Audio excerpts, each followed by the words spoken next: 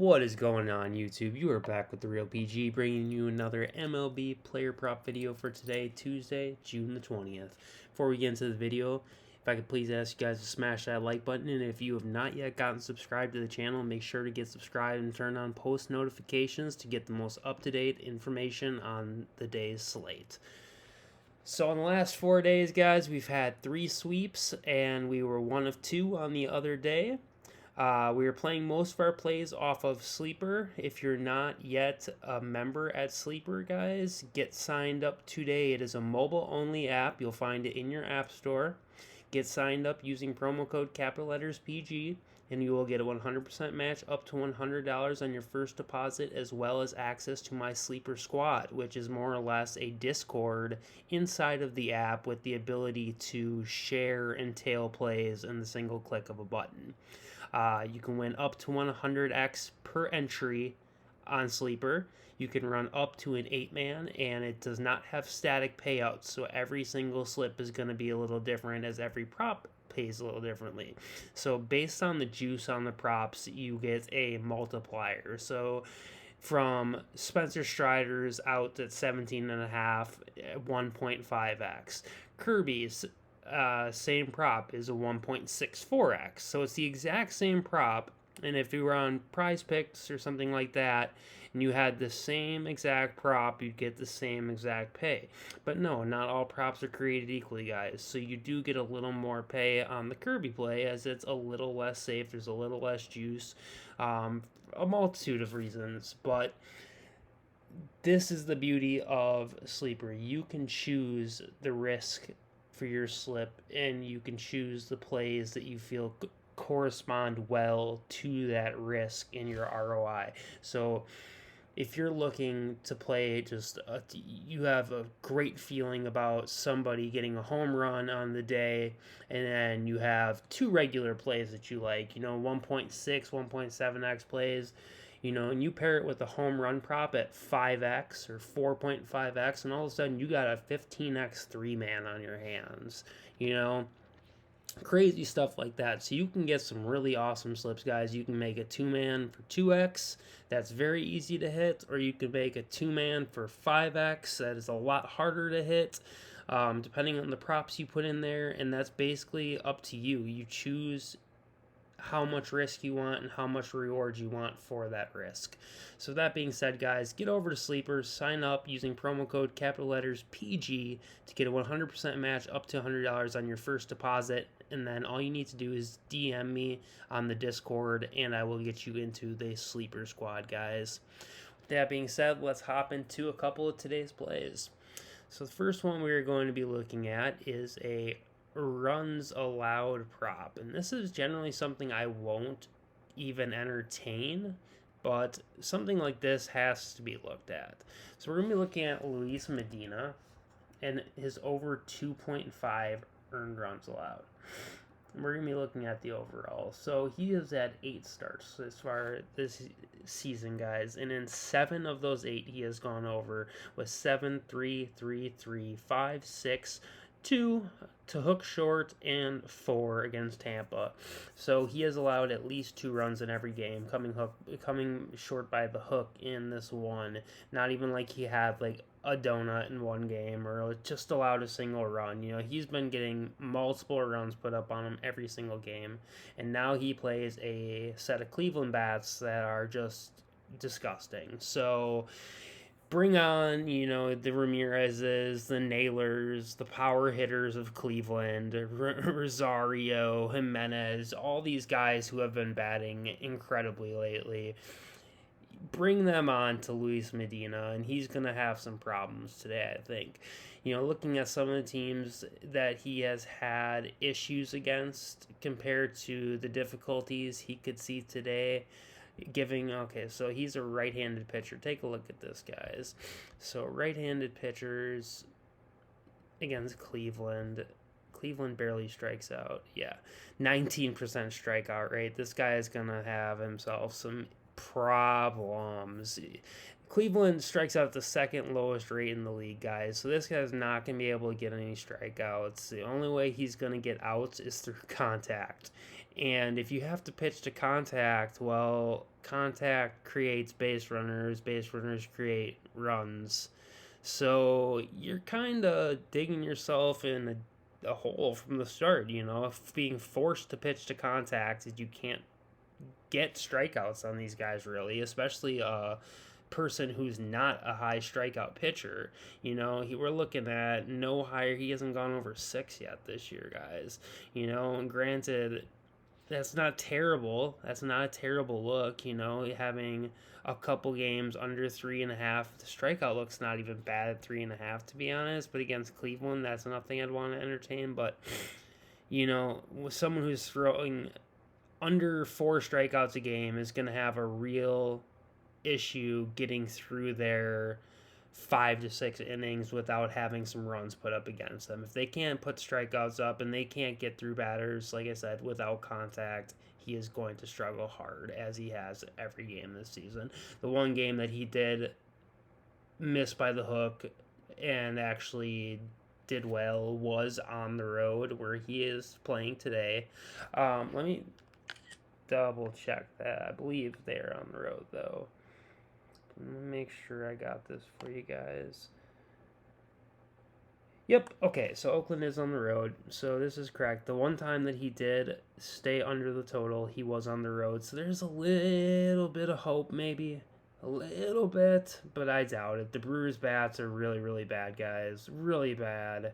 And they were able to put 2 runs up against this guy. I don't see any way Cleveland doesn't get to 3. So that's going to be the first look. I think this one's actually pretty cut and dry, and I probably spoke 10 times too much on it already. So let's carry on. Second look, we're going to take a peek at today. We're going to be looking at Reed Detmers. And we're going to look at his walks at 1.5 today, guys. So let's go to Mr. Detmers. All right. He is playing away, or no, he is playing at home today. I'm sorry. Not that it changes anything. Exact same thing. That's kind of crazy.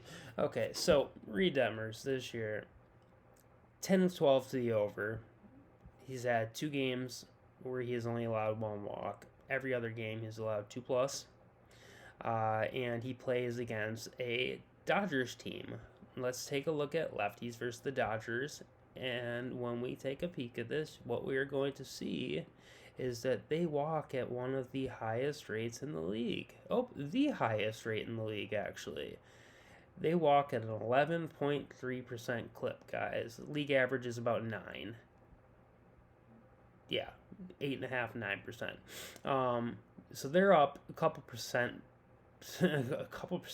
points ahead. That's crazy to think about on the scale of things, how big of a jump that is. So against a team that already walks a lot against lefties, okay, we have somebody who throws a ton of walks. So we have like the perfect storm type thing happening tonight, guys. Oh, I could have looked right here, 11.3%. Beautiful. Good to know. So Reed is playing at home tonight. Like I said, not that it matters, but he has gone over in 5 of 6 home games against Toronto, Texas, Minnesota, Miami, and the Cubs. And then KC was the one team that he did not go over to. I'm just curious what KC's walk rate is to lefties. I'm curious to see if they're way low on the board. Yeah, they are pretty low on the board. 7.6%, guys, and he walked them one time, right? So one time, where'd my tab go?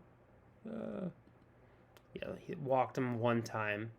Okay, so obviously the variance is huge on walks, but looking at it in comparison, a 7.6% walk rate team, he walked once. So the Dodgers walk almost twice as much, So if we want to look at it like that, like on a mathematical standpoint too, he should throw 2 walks to the Dodgers today when they have roughly a 2 times the walk rate of the KC club. So he's in a spot that is just set up, like I said, to be the perfect storm. He's not getting under this line to anybody. Literally, it hasn't happened since, the end of April, and to teams that who have really struggled to walk against lefties. With I don't really think there's much to speak on. This kind of speaks for itself, guys. The stats are overwhelming. Even though, again, walk rates and hit rates are going to be all over the place, because you'll find a guy like this who has walked over 1.5 batters in 8 straight games now. 8 straight games. You'll see stats like this, and then they'll have a 0 the next game. They'll just put up a 0 out of nowhere, just because the walks have a high rate of... what's the word I'm looking for? Jesus, I'm sorry, guys. The high rate of... I'm sorry, I'm totally blanking right now. Well, that being said, Reed Detmers over 1.5 walks. And let's get into one last play. Let's look at a hitting play for you guys. I really, really, really like this one. I got 2 on my Patreon today. We're going to look at one of them. Where you at, Mr. Soler? Oh, right there.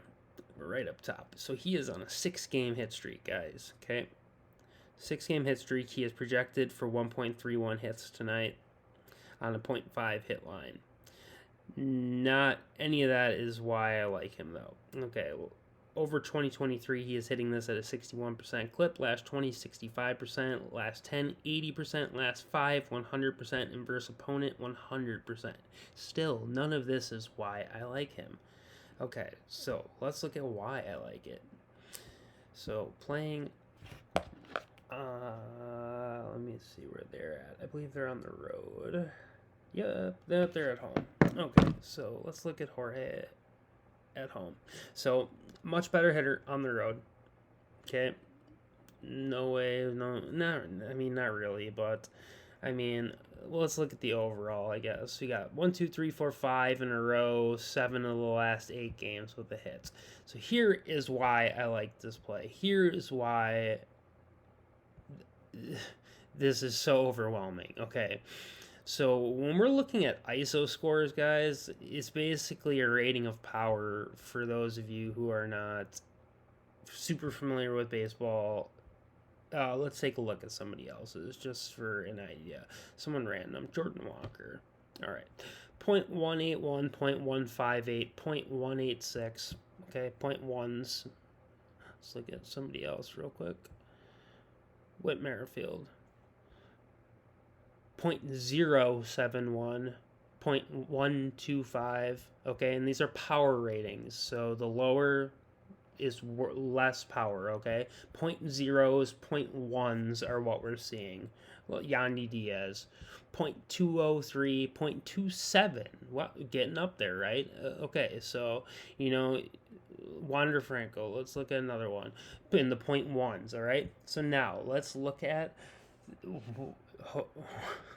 Soler and what he does against left-handed pitchers who Yusei Kikuchi is a lefty. His ISO score against lefties, guys, 0.517. This man has so much power behind his swing. I'd have to look what his slug rates are too, but my God, I've never seen something like this before. A 500 ISO score on 69 plate appearances? That's not even that small of a sample size, guys, and it's huge. And he has a 328 batting average to go along with it. Are we serious?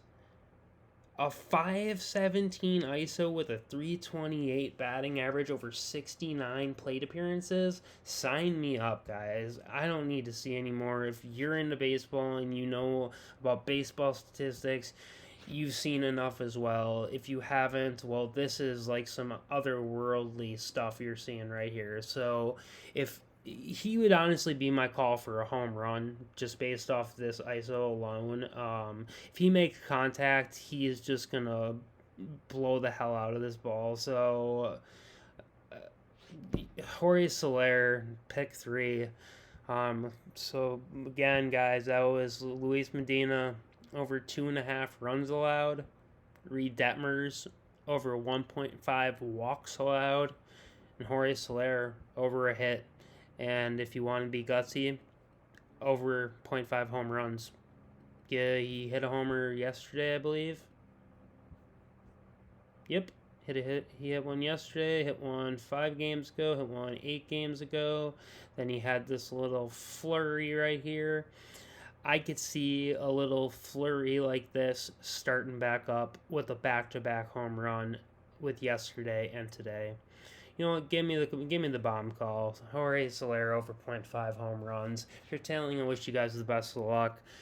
Till the next one, peace.